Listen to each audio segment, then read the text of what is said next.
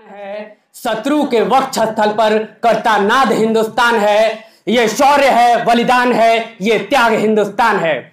यहाँ पर उपस्थित निर्णायक महोदय एवं देवतुल्य गणमान्य व्यक्ति एवं मेरे समक्ष आकार लेता हुआ भारतवर्ष का स्वर्णिम भविष्य, आप सभी को बलिया की इस पावन धरती पर इस आकाश का आकाश भर मनोभूमि प्रणाम।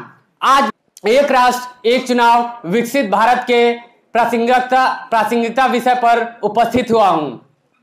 लोकतंत्र महाउत्सव है चुनाव, राष्ट्र की नई दिशा व दशा तय करता है चुनाव। हर मत का अपना भाव है क्योंकि सियासत की तख्ता पलट करता चुनाव है। राजनीति से छानकर राष्ट्र नीति बनाता है चुनाव। फिर क्यों है हर सदन के चुनाव में अलगाव?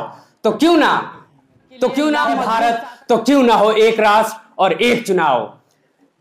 एक देश, एक स्वाभिमान, एक ताकत, एक भारत और वहीं एक लोकतांत्रिक क्षेत्र और एक मतदाता और एक मतदान केंद्र और एक सुरक्षा बल और एक प्रशासन केंद्र। तो क्यों ना हो एक राष्ट्र और एक चुनाव।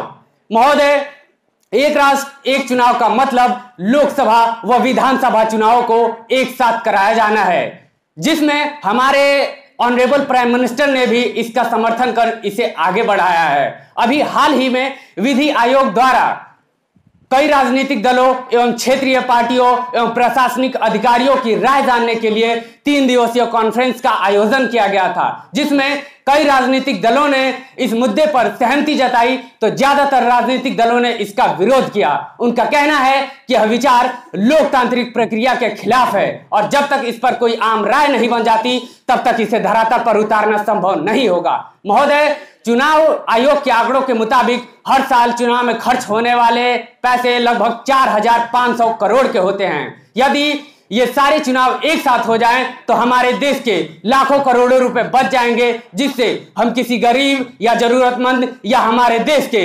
शिक्षा, चिकित्सा, ज्ञान, विज्ञान आदि सभी क्षेत्रों में इस पैसे का प्रयोग कर सकेंगे। महोदय, चाणक्य ने एक बात कही थी कि किसी भी राज्य का उदय और अस्त उस देश के शिक्षक के हाथों में होता है, मगर हमारे देश के शिक्षक इन चुनावी व्यवस्थाओं में इतने मसरूफ होते हैं कि उन्हें बच्चों की शिक्षा पर ध्यान देने की बजाय वो इन चुनावी व्यवस्थाओं में व्यस्त होते हैं। Involvement of teaching and non teaching activity and respect of education नामक रिपोर्ट के मुताबिक हमारे देश के शिक्षक मात्र अपने कार्य का 19.1% ही बच्चों की शिक्षा पर देते हैं।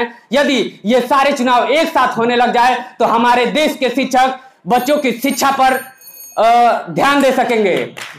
और अंत में 2 लाइन कहते हुए अपनी वाणी को विराम दूंगा कि अगर परख हो गए तो कुंदन सा ईमान निकलेगा, दिलों में कुछ बड़ा करने का अरमान निकलेगा और मेरी पीढ़ी के ये युवा भले कितने भी हो मॉडर्न, अगर चीरेंगे सीना तो हिंदुस्तान निकलेगा। जय हिंद, जय भारत, जय विज्ञान, जय अनुसंधान।